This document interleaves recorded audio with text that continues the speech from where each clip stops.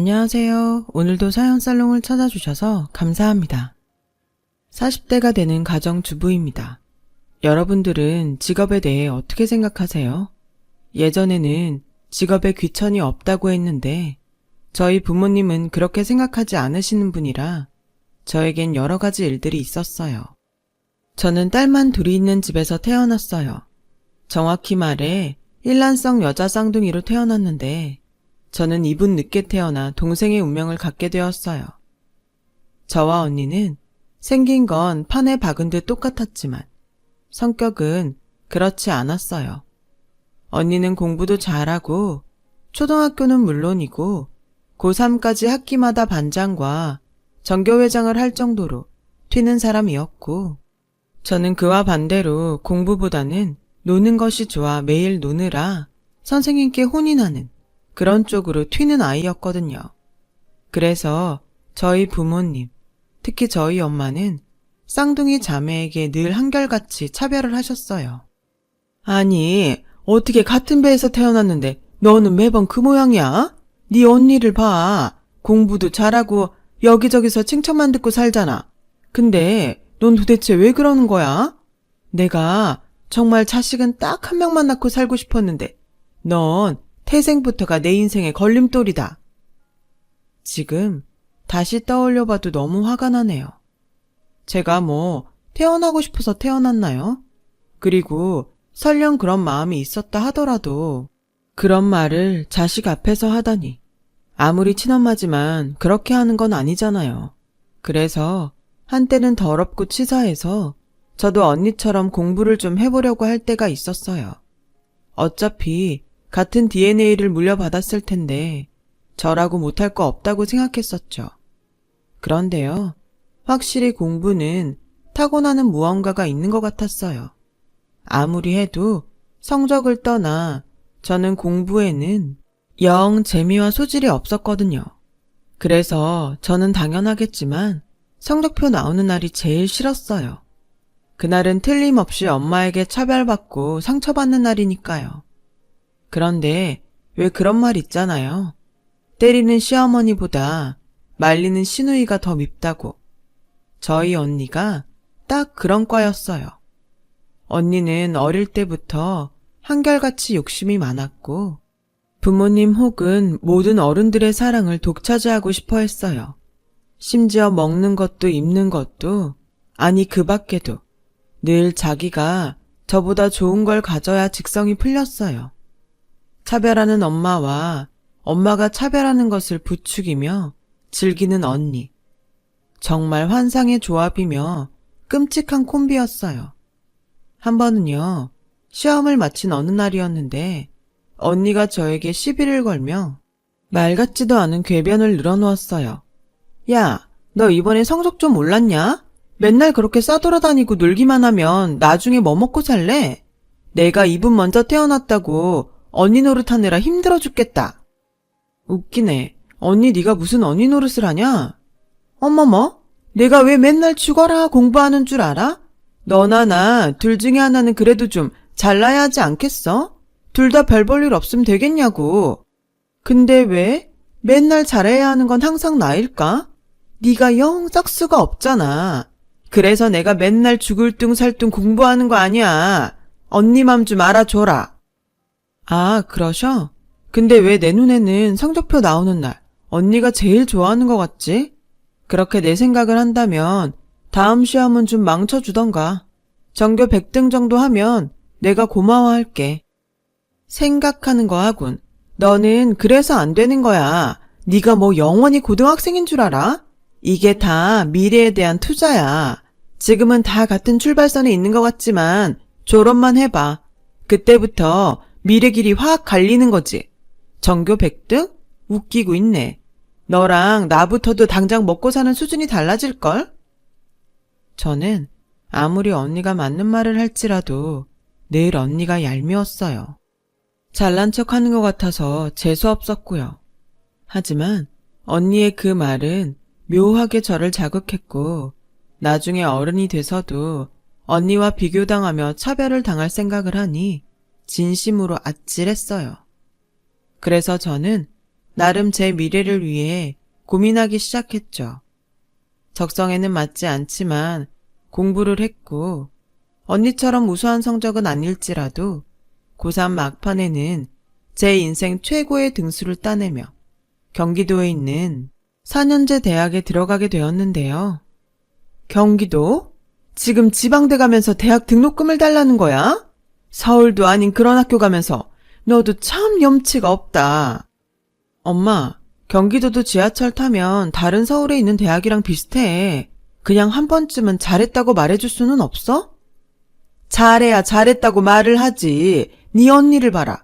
그 어렵다는 서울교대에 떡하니 수석으로 붙었잖아. 네 언니는 장학금 받고 입학을 하는데 넌 지금 그런 학교 가면서 돈을 달라고 하니? 내가 무슨 좋은 소리가 나와? 진짜 해도 너무한다. 무슨 엄마가 그래? 친엄마 맞아? 나도 아니면 좋겠는데 애석하게 맞아. 너랑 네 언니 똑같이 생긴 거 보면 몰라? 아무튼 엄마는 네 언니면 몰라도 네 등록금은 못 줘. 그런 줄 알고 재수해서 서울에 있는 대학을 가던가 네가 벌어서 등록금 내고 그 지방대를 가던가 해. 무슨 이런 억지가 다 있을까요? 저는 대학에 붙고도 엄마의 이런 차별에 서럽고 화가 났어요. 하지만 엄마는 제 기분 따위는 안중에 없었고 언니의 교대 입학 축하로 몇 날 며칠을 아주 난리도 아니었어요. 친척에 엄마 친구에 동네 이웃까지 조금 오바해서 지나가는 동네 고양이도 저희 언니가 교대 수석 입학했다는 것을 알 정도였으니까요. 저는 그때가 오히려 맨날 공부 못한다고 엄마에게 구박받던 때보다 더 서러웠어요. 가족이지만 저는 가족 구성원에 없는 사람 같았으니까요. 언젠가 이 서러움을 갚아주리라 다짐했죠. 그리고 입학금 낼 돈이 없어 정말로 재수를 하게 되었습니다. 그때 당시 저희 아빠가 회사 발령으로 중국에 계셨어요. 그렇다 보니 집에는 거의 오시지 못했는데 어떻게든 재수는 피하고 싶어 타국에 있는 아빠의 도움을 받아보려고 했지만 아빠에게 돌아온 대답은 지금도 잊혀지지 않아요. 그러게 진작 정신 차리고 언니처럼 공부를 하지 그랬어. 아빠 생각에도 어줍잖은 대학에 돈 내고 다니느니 조금 더 공부해서 이름 있는 학교에 가는 게 더 나은 것 같은데 그게 지금은 잘 몰라도 너한테 좋아. 엄마가 다 너 생각해서 그러는 거니까 재수해. 생각은 무슨. 아빠는 아무것도 모르면서 엄마 편만 들었어요. 저는 그렇게 한 줄기 희망이었던 아빠의 외면으로 철저하게 혼자가 될 수밖에 없었고 그 당시부터는 마음속으로 그래 이렇게 된 거 내가 빨리 돈 벌어서 이 집을 나가고 만다 라는 다짐을 했어요. 그래서 독립할 그날만을 생각하며 이를 악물고 공부를 했죠. 그렇게 저는 재수 1년을 보내고 서울에 있는 대학에 붙었어요. 뭐 그렇다고 스카이 대학에 가는 기적은 없었지만 저는 제 스스로가 대견했는데요. 엄마는 이번에도 스카이가 아니라며 이 트집 저 트집을 잡더니 결국 등록금을 내주지 못하겠다고 하더라고요. 내가 왜 재수를 했는데 저를 세상에 낳아준 엄마임에도 불구하고 너무 화가 나더라고요. 제가 또 설마 하는 마음에 보험 든다 생각하고 재수하는 동안 틈틈이 아르바이트를 해서 돈을 좀 모아놨는데 아마 그 돈이 없었다면 저는 결국 대학 진학을 하지 못했을 거라는 생각이 들어요. 저는 그렇게 제 힘으로 대학 4년을 마쳤어요. 학생 혼자의 힘으로 공부하랴 등록금 벌랴 지금 생각해도 어지간한 근성이 없다면 결코 졸업까지는 힘들었을 거예요. 비록 막판에는 학자금 대출을 받아 직장 다니면서도 빚을 갚아야 했지만 저는 대학 졸업까지 무사히 마칠 수 있었고 저의 근성을 알아본 교수님의 추천으로 졸업을 하기 전에 한 건축회사에 내정을 받아 곧장 사회인이 될 수 있었어요. 그렇게 3년, 저는 학자금 대출 상환과 독립이라는 그때 당시에 큰일을 해낼 수 있었습니다. 집을 나오던 날, 그러니까 독립하던 날, 저는 그야말로 광복을 맞이한 독립군처럼 기분이 그렇게 좋을 수가 없었어요. 이제 더 이상 차별 지옥에서 살지 않아도 되고, 무엇보다 얄미운 언니를 보지 않고 살 수 있다는 것이 얼마나 좋았는지 몰라요. 생각해보면 태어나서 그때까지 누군가에게 관심과 애정을 받아본 적이 없었어요. 그래서 어른이 되어서도 칭찬과 사랑을 받고 싶어 하는 제 마음속에 덜 자란 아이가 있었어요.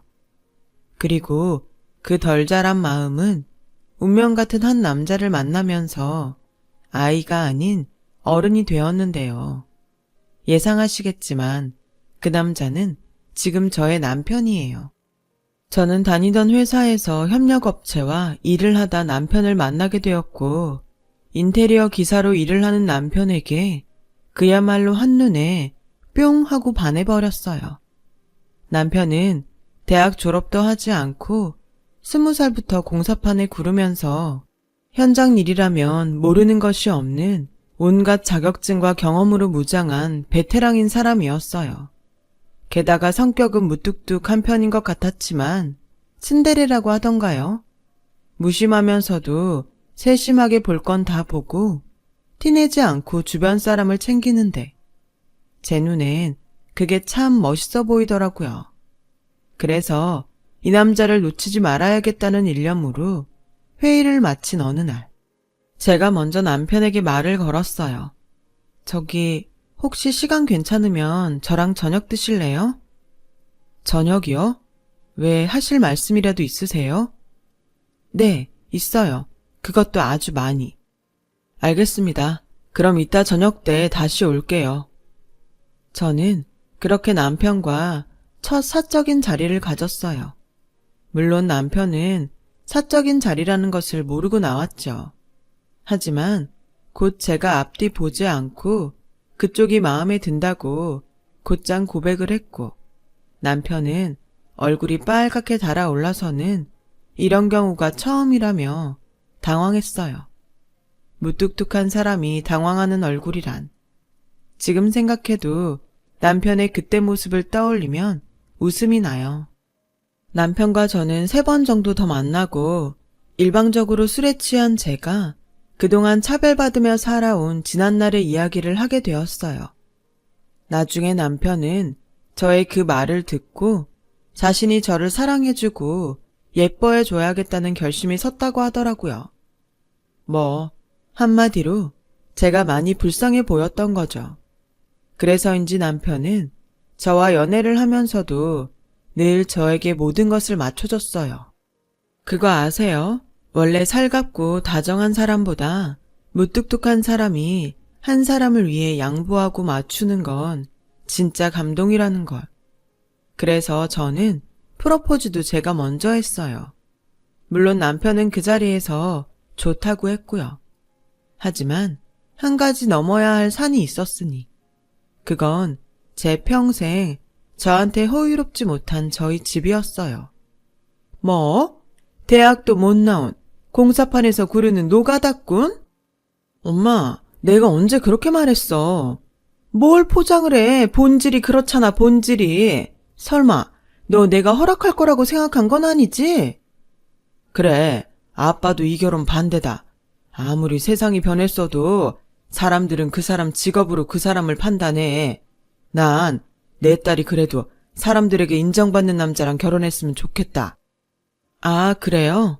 근데 저는 사람들이 인정하는 남자보다 제가 인정하는 남자랑 결혼할 거예요.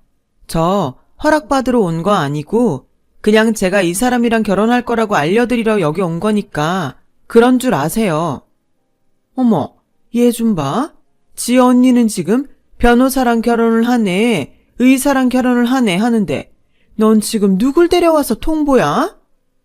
저기 어머니. 어머니? 내가 왜 그쪽 어머니예요? 난 댁 같은 사위 볼 생각 없으니까 내 집에서 당장 나가요. 어따 대고 어머니래? 엄마, 사람이 그럼 안 돼. 엄마는 사람을 뭘로 판단하는 거야? 이 사람에 대해 뭘 안다고 그렇게 함부로 하는 거냐고. 지 얼굴에 침 뱉는 것도 모르면서? 그래, 네 마음대로 해. 난 너 같은 딸 없다고 생각하고 산 지 오래니까. 네 마음대로 하고 살라고. 언제는 네가 내 말 듣고 살았냐?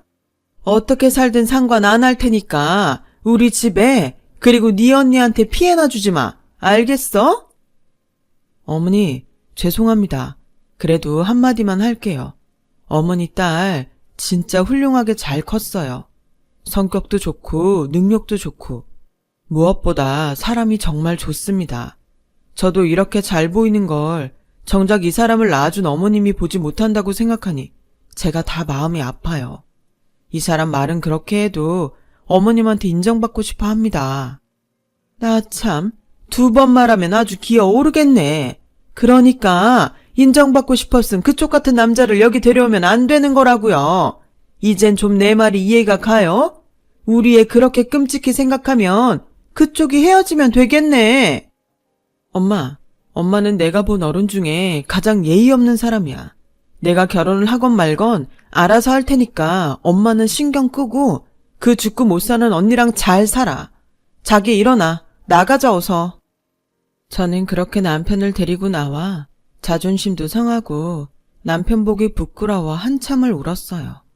하지만 이 마음 따뜻한 남자는 그런 저를 품에 안고 한참을 괜찮다고 저를 위로하는데 두고 봐. 나 보란듯이 잘 살아서 지금 엄마가 한 말 후회하게 만들 거야. 라고 마음속으로 독을 품었어요. 그렇게 저는 저희 집에서 환영받지 못하는 결혼을 했어요. 시댁은 남편이 할머니 손에 자라서 식구들이 거의 없었고 시할머니는 그저 당신이 손자와 결혼해줘서 고맙다고 저의 손을 잡고 몇 번이고 고맙다고 말씀하셨죠. 그렇게 1년 정도가 흘렀을까요?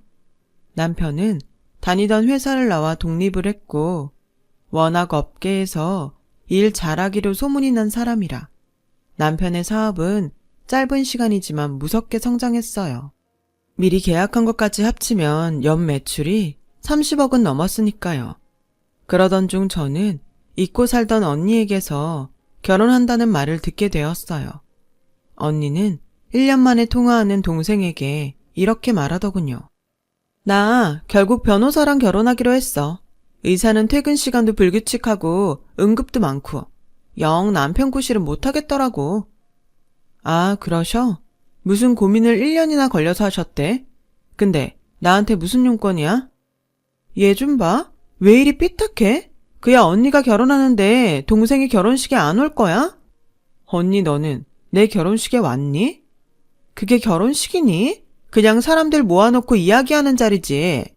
나는 가고 싶었지만 알잖아. 엄마가 한번 마음먹으면 아무리 설득해도 소용없는 거. 근데 네 남편이 하루가 멀다 하고 집에 찾아와서 너 좀 받아달라고 하도 애원하니까 결국 우리 엄마도 1년 만에 꺾이긴 하더라. 그래서 나한테 너 내 결혼식에 와도 된다고 전화래. 뭐? 그게 무슨 소리야? 누가 애원을 해? 어머, 몰랐어? 네 남편 사람 참 음흉하네. 넌 그런 사람 뭐가 좋다고? 언니, 함부로 말하지 마. 이미 우린 혼인신고도 마친 부부야. 그 사람 욕하는 건 내 욕하는 거랑 마찬가지라고. 난 언니가 결혼식을 하건 돌잔치를 하건 절대 가지 않을 거니까 엄마 아빠한테 전해.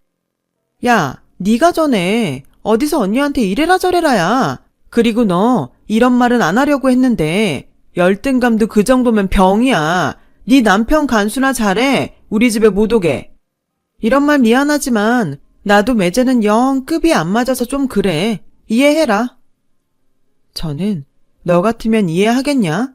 그 소리를 하고 싶었는데 전화가 뚝 끊기는 바람에 마지막 말을 하지 못했어요. 그리고 저 모르게 남편이 그렇게 계속 저희 집에 찾아가 그런 말을 했다는 것이 너무 충격이어서 그날은 회사 일이고 뭐고 그만두고 남편을 찾아 현장으로 갔었죠. 자기, 여기까지 무슨 일이야? 여기 못도 많고 위험해. 자기는 도대체 왜 나한테 말도 않고 우리 집에 갔어? 그것도 1년 동안이나? 어떻게 알았어? 언니가 전화했더라. 자기가 매일 와서 나 좀 받아달라고 애원했다고. 그게 자기가 평생 그게 마음에 있는 것 같아서 내가 마음이 안 좋더라고. 그리고 지금이야 그렇지만 언제까지 가족들이랑 연 끊고 살 수는 없잖아. 자기는 모르겠지만 나는 그것도 나 때문인 것 같아서 싫어. 다 잘 되면 말하려고 했는데. 가만 보면 진짜 미련해. 어차피 우리 인정해줘도 우리 집 사람들 눈에 자기랑 나 성에 안 차. 변호사 사위까지 보는 마당에 내가 받던 차별 당신한테도 똑같이 할걸? 괜찮아. 난 당신만 내 옆에 있으면 다 괜찮아.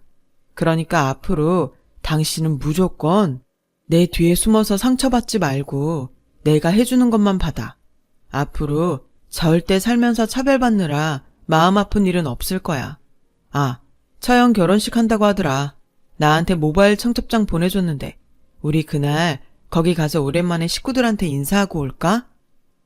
저는 언니가 모바일 청첩장을 보냈다는 소리에 하마터면 욕을 할 뻔했어요. 사람이 얼마나 염치가 없으면 이런 이중적인 행동을 할 수가 있어요. 그것도 엄마 자궁에서부터 함께한 제 쌍둥이 언니가요. 아무튼 그날 저는 울며 겨자 먹는 심정으로 언니의 결혼식에 참석했어요. 그리고 그날은 엄마 아빠가 하객들 맞이하랴 사돈 신경 쓰랴 정신이 없어서 별 탈 없이 지나갔는데요. 문제는 언니가 신혼여행을 다녀온 후부터 시작됐어요. 어느 정도 예상은 했지만 저희 엄마는 아주 대놓고 변호사 사위와 저희 남편을 먹는 것부터 말투까지 차별했고 결정적인 말로 저의 심기를 건드렸어요. 내가 정말 우리 큰 사위를 생각하면 너무 행복해. 사람이 어쩌면 그렇게 잘났어? 인물도 좋아, 직업도 좋아, 성격도 좋아. 정말 다 가졌잖아. 공사판에 먼지 먹고 구르는 누구보다 훨씬 고상하고 얼마나 좋아. 어머님, 감사합니다. 어머님이 좋게 봐주시니까 제가 형님 보기 민망해요. 민망은 무슨, 내가 없는 말 했나 뭐? 그래, 자네 장모가 솔직한 사람이라 그래. 얼마나 좋으면 요즘은 그냥 눈만 뜨면 자네 얘기만 한다니까. 거참 질투나서. 아주 좋아 죽겠다는 단란한 풍경에서 철저하게 무시받고 소외되는 남편을 보니 저는 또다시 피가 거꾸로 솟는 것 같았어요. 아무리 형부를 좋게 봐주려고 해도 사람 됨됨이나 수입은 제 남편이 훨씬 좋아 보였거든요. 그래서 이번에는 절대로 당하지 말자 하는 심정으로 나서려고 하는데 언니가 제 손을 잡았어요. 그냥 오늘은 참아. 너 형부 앞에서 우리 식구 망신 주고 싶어? 언니 남편만 중요해? 난 내 남편이 더 중요해. 잊었어? 네 남편이 자처했잖아. 이왕 잘 지내보자고 노력하는데 너도 협조 좀 해라. 너 그러는 거 네 남편 더 힘들게 하는 거야. 이분 먼저 태어난 것이 언니가 아니라 저였다면 저는 분명 난폭한 언니였을 거예요. 그런데 이런 제 속도 모르고 남편이 저를 보며 괜찮다며 웃고 있는데 아, 정말 미치겠더라고요. 자기야, 그냥 우리 앞으로 여기 다시는 오지 말자. 나 친정 없다고 생각해도 괜찮거든? 나 자기 그렇게 당하고 있는 거 정말 싫어. 누가 당해? 난 괜찮은데. 그리고 멀쩡히 있는 집을 왜 없다고 생각해? 나 같은 사람은 못 가더라도 집이 있었으면 좋겠는데. 가만 보면 저보다 남편이 더 독한 사람임이 분명해요. 도대체 어떤 멘탈을 가지고 있으면 저렇게 끄덕없을 수가 있죠. 하지만 아무리 우직한 남편이라도 저는 더는 용납이 되지 않았어요. 그래서 어떻게 하면 집에 남편의 위신을 좀 세워줄 수 있을까 고민했는데요. 제가 답을 찾기도 전에 새로운 문제가 터지고 말았어요. 평소 저한테는 무슨 일이 있어도 연락하지 않는 엄마였는데 어찌나 다급한지 저에게 전화를 했더라고요. 그리고 다짜고짜 급히 이렇게 말씀하셨어요. 지선아, 큰일 났어. 집이 경매로 넘어가게 생겼다. 지금 니네 아빠는 쓰러졌고 이를 어쩌면 좋니? 경매? 저는 살면서 한 번도 생각하지 않았던 단어에 깜짝 놀랐어요. 그래서 평소 그런 마음은 없었는데 정말 한 걸음에 친정집에 갔고 여기저기 압류 딱지에 법원에서 날아온 듯한 서류까지. 집이 아수라장이 되었더라고요. 이게 다 무슨 일이야? 그게 네 형부가 로펌에 다녔잖아. 근데 일만 죽어라 하고 돈도 얼마 못 받는 것 같아서 네 아빠가 네 언니 결혼 전에 사무실을 차려준다고 이 집을 담보로 대출을 받았어. 뭐? 근데 왜 이 집이 경매로 넘어가? 언니랑 형부한테는 말했어? 이거 해결할 사람들은 언니랑 형부잖아. 지금 니네 언니네도 난리야. 네 형부가 승소하면 거액을 준다는 소리에 소송 하나를 맡았다가 지는 바람에 이 난리가 난 거야. 들어보니 영 될 것도 아니더만. 그 한심한 놈이 돈에만 눈이 멀어서 덥석 사건을 받은 거지. 그리고 여기저기 지 연줄에 돈 뿌리면서 작업하다가 아주 쫄딱 망했다는 거야. 거기도 그렇게 한번 소문이 잘못 돌면 손님도 뚝 끊기고 결국 문 닫았대. 이를 어쩌면 좋니? 저는 기가 막혔어요. 그러니까 결혼 전에 이미 저희 집에 돈을 받고 개인 사무실을 차린 형부가 결국 우리 집을 망하게 만든 꼴이었으니까요. 언니는 뭐래? 아휴, 뭐라긴. 자기라고 뭐 별 수 있냐고. 자기도 지금 돈이 없어서 해결을 못 해준대. 내가 오죽하면 너한테 연락을 다 했겠니? 네 아빠는 쓰러져서 병원에 있지. 경매한다고 서류는 날아오지. 엄마 좀 살려주라. 응? 저는 그 순간 생각했어요. 제가 꼬이고 못된 사람이라 그런지 언니랑 형부만 편애하며 믿고 살다 믿는 도끼에 발등이 찍힌 부모님을 보자 내심 속이 좀 후련하더라고요. 그래서 이참에 느끼시는 거 더 많이 그리고 더 절실히 느끼시길 바랬는데 그때였어요. 저희 회사에 일이 있어 갔던 남편이 제가 집에 급한 일이 있다며 친정에 갔다는 소리를 듣고 걱정이 돼서 허겁지겁 왔더라고요. 어머니, 괜찮으세요? 어머, 자네 왔는가? 무슨 일인데 이 딱지는 다 뭐야? 저는 하는 수 없이 집에 무슨 일이 있는지 남편에게 이야기했어요. 그리고 혹여 이 바보 같은 남자가 나서서 해결한다고 할까봐 제가 먼저 나서서 이렇게 말했어요. 형부가 다 알아서 한대. 그러니까 자기는 신경 쓰지 마. 알았지? 정말? 정말 형님이 알아서 하신대? 당연하지. 따지고 보면 이거 다 형부 때문에 생긴 일인데 형부네 집에서도 도와준다고 하니까 우린 걱정 안 해도 돼. 그럼 다행이긴 하다. 저는 그렇게 거짓말을 했어요. 저희 엄마는 제가 남편에게 무슨 말을 하는지 궁금한 눈치였지만 제 눈엔 이번에도 마음씨 착한 제 남편이 어떻게든 도움을 주지 않을까 기대하는 것으로 보였어요. 그렇게 저는 남편을 현장으로 먼저 보냈어요. 저는 엄마를 챙기고 아빠 병원에 가봐야겠다고 하면서 남았죠. 그리고 저는 아이고 곡소리를 하는 엄마에게 모질게 말했어요. 엄마, 혹시라도 우리가 이 집 어떻게든 해결해 줄 거라는 기대하는 거 아니지? 솔직히 까놓고 엄마가 나한테 그리고 저 사람한테 해준 게 뭐 있어? 항상 차별하고 무시만 했지. 막말로 이 집도 엄마 큰사위 도와주려다가 이렇게 된 거잖아. 기집애, 너 정말 못됐다. 너는 지금 이 판국에 그런 소리를 하고 싶어? 됐다. 어차피 기대도 안 했어. 노가다에서 먹고 사는 형편 안 봐도 비디오지. 내가 오죽 절박하면 썩은 동아줄이라도 그걸 알면서도 잡으려고 했을까? 엄마는 참 구제불능이야. 그럼 썩은 동아줄은 이만 갈게. 저런 못된 년? 그렇게 속 시원하게 집을 나왔어요. 하필 이런 순간에 그렇게 말하게 되어 마음속으론 유감인 부분도 있었지만 어쩌겠어요. 제가 차별받고 커서 그런지 이 정도밖에 되지 않는 것을요. 다 뿌린 대로 걷는 거죠. 저는 그렇게 제 일상으로 돌아왔어요. 가끔 경매 직전에 집이 어떻게 됐을까? 아빠는 병원에서 나오셨나? 뭐 이런 궁금증과 걱정이 들긴 했지만 남편 앞에서는 표현하지 않으려 했죠. 남편 역시 집에 대해 달리 묻는 일이 없어서 저는 이왕 이렇게 된 거 친정과 영 끊고 살자 하는 결심으로 제 인생을 살았는데요. 남편 회사에 갔다가 회계 업무를 맡은 남편 친구에게 청천벽력 같은 소리를 듣게 되었어요. 어떻게 집 문제는 잘 해결됐어요? 그 친구 엄청 급해 보이던데요. 네? 그게 무슨... 부모님 도와드려야 한다고 10억 정도가 필요하다고 찾아갔어요. 그 부모님이 재수 씨 부모님 아니세요?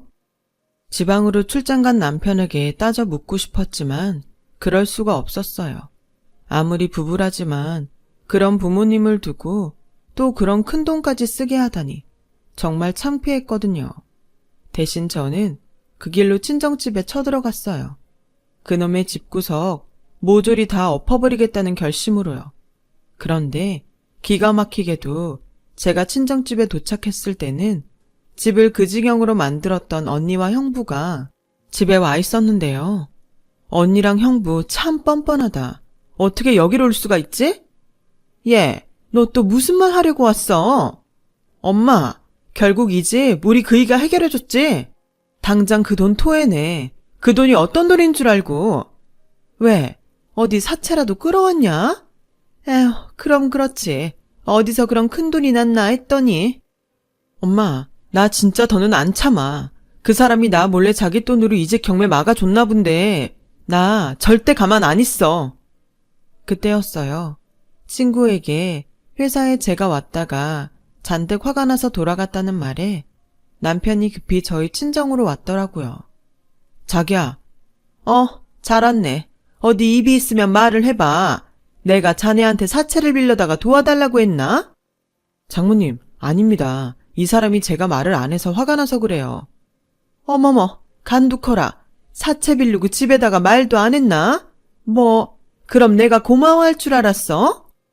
엄마, 누가 이 사람이 사채 빌렸대. 이 사람 돈 잘 벌어. 그 정도 돈은 통장에 얼마든지 있다고. 그런데 난 이 사람 돈 우리 집에 10원 한 장 가는 거 싫거든. 나 그 돈 다 받아낼 거야. 돈도 그렇게 많은데 뭘 받아내? 가족끼리 돕고 살면 좋지. 맞습니다. 돕고 살아야죠. 야, 김우진, 당신 진짜 바보야? 당신이 나 몰래 당신 돈으로 우리 집 살려주면 내가 고맙다고 할 줄 알았어? 아니야. 난 그냥 자기가 끝까지 몰랐음 했어. 내가 돈이 없는 사람도 아닌데 장모님 말대로 가족끼리 돕고 살면 좋잖아. 저희 남편은 제 분에 악을 쓰는 제 손을 꼭 잡아줬어요. 그런데 그 모습을 지켜본 저희 가족들은요. 저희 부부의 대화를 듣고 이제야 남편 벌이가 좋다는 것을 실감했는지 그 자리에서 꿀먹은 벙어리가 됐어요. 그래서 저는 이때가 기회다 싶어 쐐기를 박았답니다. 똑똑히 들어. 내 남편이 사람 좋고 마음 좋고 이렇게 돈까지 잘 버는 사람이야. 그깟 변호사? 웃기고 있네. 나 이제 절대 가만 안 있어. 내 남편은 착한 사람이지만 엄마, 아빠, 딸 그리고 언니, 네 동생은 그런 사람은 아니라는 거 알지? 이제부터 태도 바꾸고 이 사람한테 잘해줘. 만약 예전처럼 개무시하면 나 돈 얼마를 쓰더라도 이 집 명의 내 남편 앞으로 바꿔놓을 거야. 아, 아니다. 등신같이 사고친 건 형부니까 언니네가 엄마 아빠한테 돈 갚아. 엄마 아빠는 그 돈 내 남편한테 갚고 그럼 되겠네. 제 말에 부모님과 언니 내외는 서로의 시선을 피하며 헛기침만 해댔고 저는 이제 됐으니 그만하라는 남편에게 끌려 그 집을 나왔어요.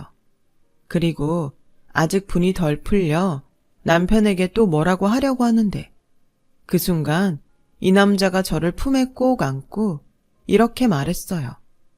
와, 완전 든든해. 내 와이프가 이렇게 멋있는 사람이야? 나 진짜 로또 맞았다. 뭐야 지금? 나는 지금 얼마나 쪽팔린데.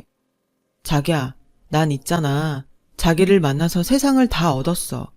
그냥 일하는 거 외엔 재미있는 게 하나도 없던 나한테 자기는 세상에서 제일로 비싸고 제일로 귀한 사람이야. 내가 얼마를 쓰더라도 턱없이 부족할 만큼. 저는 화를 내고 싶었는데 남편의 그 말에 눈물이 터져 나오고 말았어요. 이 무뚝뚝한 사람이 언제 이렇게 다정한 사람이 되었죠? 늘 억울했던 제 인생에서 남편은 세상 모든 좋은 것들을 다 가져다 붙여도 모자랄 사람임이 분명해요.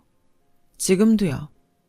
그 후 친정 부모님은 제 으름장에, 그리고 남편에 대해 제대로 알게 된 후로 남편을 향한 모든 대우들이 180도 바뀌었는데요. 우리 막내 사위 왔어? 힘들게 일하느라 고생이 많지? 내가 자네주려고 보양식 좀 만들었는데 어떻게 입에 맞을까? 감사합니다. 장모님이 만들어주신 건데 당연히 입에 맞죠. 장모님 말고 앞으로는 어머니라고 해. 아니, 엄마라고 해. 난 예전부터 자네를 아들처럼 생각했다니까. 우리 아들 같은 사이 왔어? 나랑 바둑 한 판 두세. 사람들이 이렇게 바뀔 수가 있다니. 저는 가식일지언정 저한테 잘해주는 것보다 부모님이 남편에게 잘해주는 모습을 보니 몇 배, 아니 몇십 배가 더 좋았어요. 그리고 언니네는 결국 이혼을 했어요. 차마 그 언니 자존심에 우리 부부에게 굽힐 수가 없는지 그 길로 친정에 발을 뚝 끊었고 이제는 엄마 아빠한테 괘씸한 것이라며 욕을 들어먹고 있네요. 결국 언니와 제 처지가 완전히 바뀐 거예요. 그렇다고 뭐 그게 좋다는 건 아니고요. 엄마 아빠가 무엇 때문에 저와 남편에게 잘하는지 너무나 잘 알아요. 그래서 그걸 이용할 뿐 절대 믿지는 않아요. 저희 남편만 빼고요. 저희 남편은 가식이나 많아 저희 부모님이 아들 챙겨주는 게 너무 좋다고 해요. 부모님의 빈자리가 큰 사람이라 더 그런 것 같았죠. 앞으로 좀 더 대우하라고 하려고요. 저한테 그리고 제 남편한테 그만한 자격은 있잖아요. 제 마음의 깊은 상처를 보듬은 마음 넓은 남편에게 오늘도 고맙고 이 사람을 내일은 더 사랑하며 살아보겠습니다. 지금까지 제 이야기를 들어주셔서 감사합니다. 남이 정해놓은 기준이 아닌 진정한 사랑과 관심으로 가까이 있는 사람을 보며 정말 늘 행복하시고 건강하시길 바랍니다. 여러분, 사연 댓글에 응원과 현명한 조언 부탁드려요. 좋아요와 구독은 저에게 큰 힘이 됩니다. 오늘도 좋은 일 가득하세요.